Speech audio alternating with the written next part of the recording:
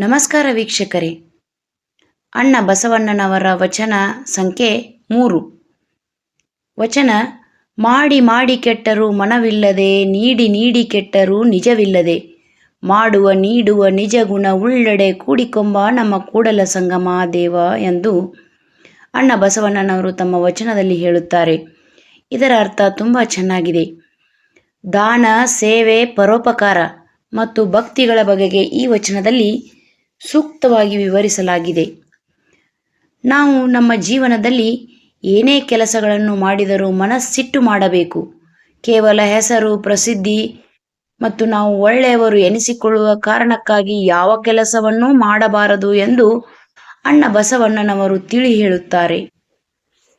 ಭಕ್ತಿ ವಿಶ್ವಾಸವಿಲ್ಲದೆ ದಾನ ಮಾಡಿ ದಾನಶೂರ ಎನಿಸಿಕೊಳ್ಳುವವನನ್ನು ಕೂಡಲ ಸಂಗಮ ದೇವ ಎಂದೂ ಒಪ್ಪಿಕೊಳ್ಳುವುದಿಲ್ಲ ಎಂದು ಅಣ್ಣ ಬಸವಣ್ಣ ಹೇಳುತ್ತಾರೆ.